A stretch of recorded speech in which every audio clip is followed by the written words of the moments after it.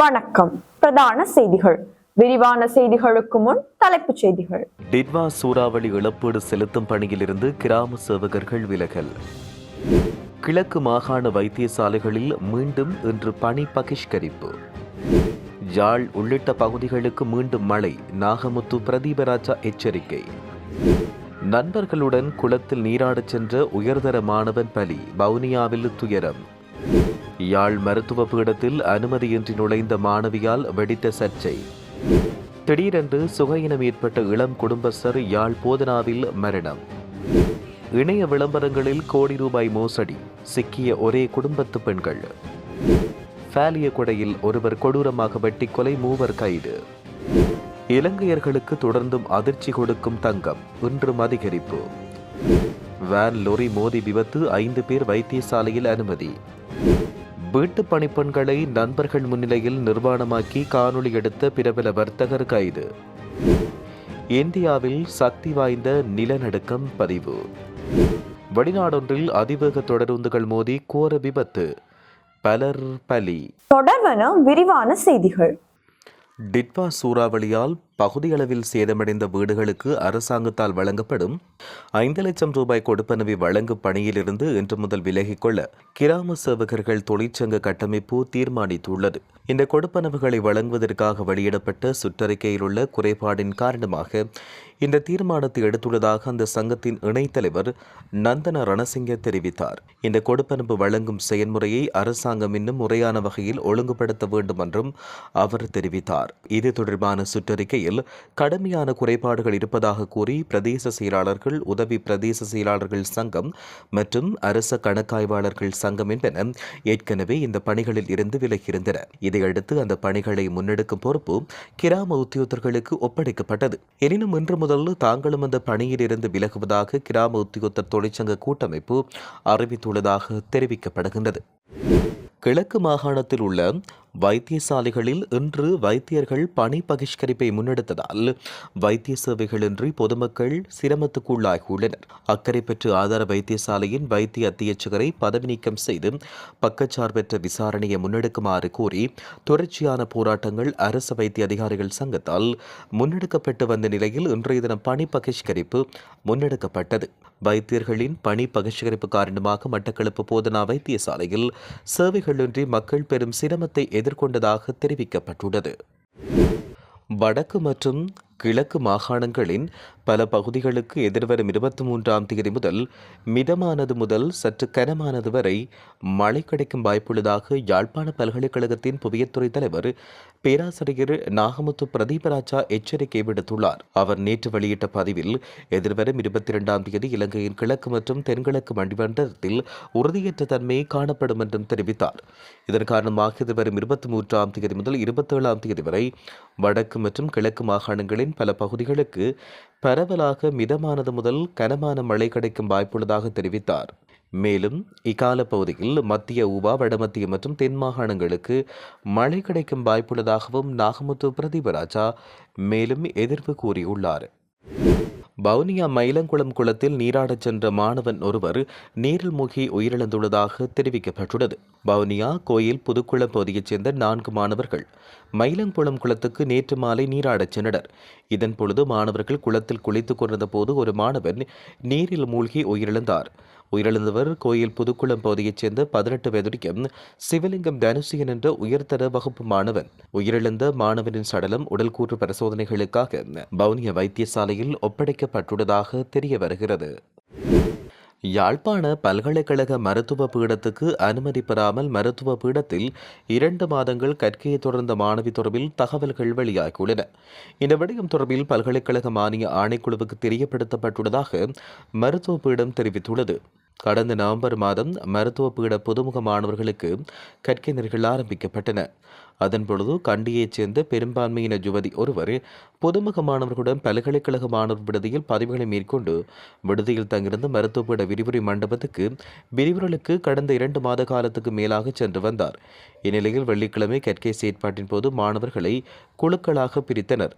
அதன்போது 202 மாணவர்கள் காணப்பட வேண்டிய நிலையில் 203 மாணவர்கள் காணப்பட்டதால் ஏற்பட்ட குழப்பத்தை அடுத்து அது தொடர்பில் பரிசீலிக்கப்பட்ட போது பல்கலைக்கழக அனுமதி பெறாத யுவதி ஒருவர் மாணவருடன் இணைந்து கடந்த 2 மாத காலம் விரிவுரைகளில் கலந்து கொண்டமை தெரிய வந்தது. இது தொடர்பில் மருத்துவ பீடத்தினர் தெரிவிக்கையில், மாணவிகள் மத்தியில் உயிரியல் பாடத்தில் 3 சாதாரண சித்திகளை பெற்ற கண்டியைச் சேர்ந்த யுவதியும் மருத்துவ பீட மாணவர் விடுதியில் தங்கியிருந்து விரிவுரைகளுக்கு வந்து சென்றுள்ளதாக தெரிவிக்கப்பட்டுள்ளது. இந்த விடயம் தொடர்பில் பல்கலைக்கழக மானியங்கள் ஆணைக்குழுவுக்கு அறிவிக்கப்பட்டுள்ளது. அவர்களின் அறிவுறுத்தலுக்கு அமைய அடுத்த கட்ட நடவடிக்கை எடுக்கப்படும் என்று தெரிவிக்கப்பட்டுள்ளது.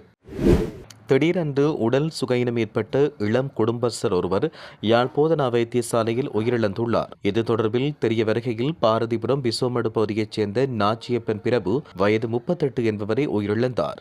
இவர் மதுவுக்கு அடிமையானவர் என்றும் கடந்த 7ஆம் தேதி சுகையினம் காரணமாக வைத்தியசாலையில் அனுமதிக்கப்பட்டார். தருமபுரம் வைத்தியசாலைக்கு முதலில் கொண்டு செல்லப்பட்டார். பின் அன்றைய தினம் கிளிநொச்சி வைத்தியசாலைக்கு மாற்றப்பட்டிருந்தார். அதன்பின் 9ஆம் தேதி யாழ்ப்பாண போதனா வைத்தியசாலைக்கு கொண்டு செல்லப்பட்டார். இருப்பினும் சிகிச்சை பலனின்றி அவர் நேற்று உயிரிழந்தார். அவரது சடலம் மீதான மரண விசாரணைகளை திடீர் மரண விசாரணை அதிகாரி நமச்சிவாயம் பிரேம்குமார் மேற்கொண்டிருந்தார். உடல்கூறு பரிசோதனைகளுக்காக சடலம் யாழ்ப்பாணம் போதனா வைத்தியசாலைக்கு அனுப்பி வைக்கப்பட்டுள்ளதாக தெரிவிக்கப்படுகின்றமை குறிப்பிடத்தக்கது.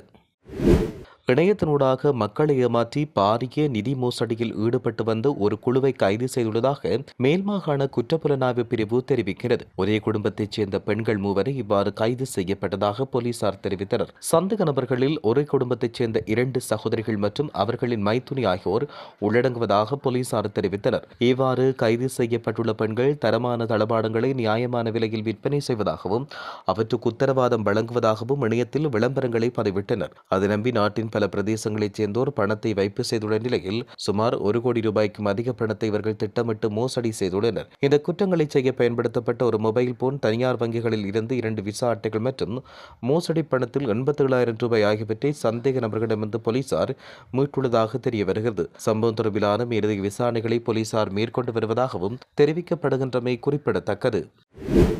நபரொருவர் கொடூரமாக வெட்டி கொலை செய்யப்பட்ட சம்பவம் தொடர்பில் 3 சந்தேக நபர்கள் பாலியகொடையில் வைத்து கைது செய்யப்பட்டனர். பாலியகொட மீகவத்த பகுதியில் நேற்று பிற்பகல் இந்த சம்பவம் இடம்பெற்றது. கைது செய்யப்பட்டவர்கள் 23 முதல் 26 வயதுக்குட்பட்டவர்கள் என்று தெரிவிக்கப்பட்டுள்ளது. இது தொடர்பில் தெரிய வருகையில், பாலியகொட மீகவத்த பகுதியில் ஞாயிற்றுக்கிழமை பிற்பகல் புறாக்கள் தொடர்பில் இரு தரப்புக்கும் இடையில் ஏற்பட்ட தகராறின் காரணமாக நபரொருவர் வெட்டி கொலை செய்யப்பட்டார். கொலை செய்யப்பட்டவர் வத்தலை ஒலையமுல்ல பகுதியைச் சேர்ந்த 38 வயதுடையவராவார். இந்த தகராறில் கொலை செய்யப்பட்டவரின் சகோதரனும் காயமடைந்துள்ள நிலையில் சிகிச்சைக்காக அவர் வைத்தியசாலையில் அனுமதிக்கப்பட்டுள்ளார். இதையடுத்து காவல்துறையால் மேற்கொள்ளப்பட்ட விசாரணையில் இந்த கொலை சம்பவம் தொடர்பில் 3 சந்தேக நபர்கள் காவல்துறையினரால் கைது செய்யப்பட்டனர். பாலியகொட காவல்துறையால் மேலதிக விசாரணைகள் மேற்கொள்ளப்பட்டு வருவதாக தெரிவிக்கப்படுகின்றமை குறிப்பிடத்தக்கது. இலங்கையில் இன்று 1 பவுன் தங்கத்தின் விலை 3000 ரூபாவால் அதிகரிக்கப்பட்டுள்ளது. உலக சந்தையில் தங்கத்தின் விலை தொடர்ந்து உயர்ந்து வருவதன் காரணமாக இலங்கையில் தங்க விலையில் இன்று அதிகரிப்பு ஏற்பட்டுள்ளது. உலக சந்தையில் 1 அவுன்ஸ் தங்கத்தின் விலை 4660 அமெரிக்க டாலராக உயர்வடைந்துள்ளது. அதன்படி கொழும்பு சட்டியாதரவின் இன்றைய தங்க விற்பனை நிலவரப்படி 24 பவுன் தங்கத்தின் விலை 3,68,000 ரூபாவாக அதிகரித்துள்ளது. அதே நேரம் 22 கேரட் தங்கத்தின் விலை 3,40,400 ரூபாவாக அதிகரித்துள்ளதாக தெரிவிக்கப்படுகின்றமை குறிப்பிடத்தக்கது. அனுராதபுரம் ரம்பேவேவ வீதியில் விபத்தொன்று இடம்பெற்றுள்ளதாக தெரிவிக்கப்படுகிறது. குறிப்பாக இந்த விபத்தில் 5 பேர் காயமடைந்துள்ளதாக போலீசார் தெரிவிக்கின்றனர். இந்த விபத்து இன்று அதிகாலை இடம்பெற்றதாக போலீசார் தெரிவித்தனர். வேன் ஒன்று முன்னால் பயணித்த லொரி மீது மோதியதில் இந்த விபத்து இடம்பெற்றதாக போலீசார் தெரிவித்தனர். இந்த விபத்தில் வேனில் பயணித்த 5 பேர் காயமடைந்து வைத்தியசாலையில் அனுமதிக்கப்பட்டுள்ளதாக போலீசார் தெரிவித்தனர். வேனின் சாரதி உறங்கியதால் இந்த விபத்து ஏற்பட்டதாக போலீசார் கூறியுள்ளனர். மேலும் இது தொடர்பான மேலதிக விசாரணைகளை போலீசார் மேற்கொண்டு வருவதாக தெரிவிக்கப்படுகிறது.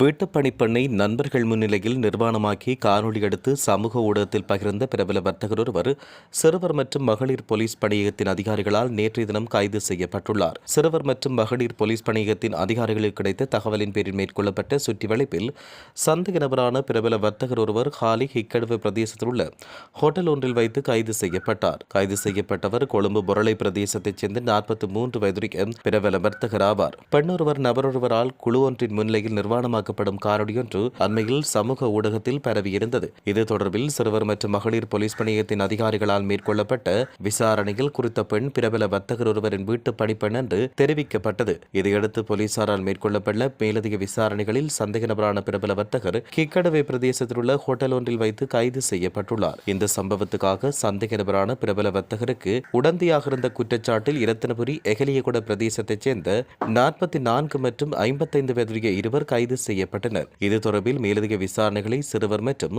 மகளிர் போலீஸ் பணியகத்தின் அதிகாரிகள் மேற்கொண்டு வருவதாக தெரிவிக்கப்பட்டு வருகின்றமை குறிப்பிடத்தக்கது. இந்தியாவின் காஷ்மீர் பகுதியில் 5.7 மெக்னிடியூட் அளவிலான நிலநடுக்கம் ஒன்று பதிவாகியுள்ளதாக இந்திய ஊடகங்கள் செய்தி வெளியிட்டுள்ளன. இன்று காலை 11:51 மணியளவில் இந்த நில அதிர்வு பதிவாகியுள்ளது. இந்த நிலநடுக்கத்தின் மையம் பூமிக்கடியில் 171 கிலோமீட்டர் ஆழத்தில் இருந்ததாக தெரிவிக்கப்படுகிறது. நிலநடுக்கத்தால் ஏற்பட்ட உயிரிழப்புகள் அல்லது சேதம் தொடர்பில் தகவல் எதுவும் இதுவரை வெளியாகவில்லை என்று இந்திய ஊடகங்கள் செய்தி வெளியிட்டுள்ளன. தெற்கே ஸ்பெயினில் இடம்பெற்ற 2 அதிவேக தொடரூந்துகள் மோதி விபத்துக்குள்ளானதாக வெளிநாட்டு ஊடகங்கள் செய்தி வெளியிட்டுள்ளன. குறிப்பாக இந்த சம்பவம் கோர்டோபா நகருக்கு அருகிலுள்ள அடமுஸ் என்ற இடத்துக்கரையில் நிகழ்ந்துள்ளதாக அறிவிக்கப்பட்டுள்ளது. குறைந்தது 21 பேர் உயிரிழந்துள்ளதாகவும் 100க்கும் மேற்பட்டோர் படுகாயமடைந்துள்ளதாகவும் அதிகாரிகள் சுட்டிக்காட்டியுள்ளனர். இதேவேளை படுகாயமடைந்தவர்கள் அவசர நோயாளர் காவு வண்டிகள் மூலம் அருகிலுள்ள மருத்துவமனைகளுக்கு கொண்டு செல்லப்பட்டனர். காயமடைந்தவர்களில் பலரின் நிலைமை கவலைக்கிடமாக இருப்பதால் உயிரிழப்பு எண்ணிக்கை மேலும் அதிகரிக்கக்கூடும் என்றும் தெரிவிக்கப்பட்டுள்ளமை குறிப்பிடத்தக்கது. இத்துடன் செய்திகள் நிறைவடைகின்றன. வணக்கம்.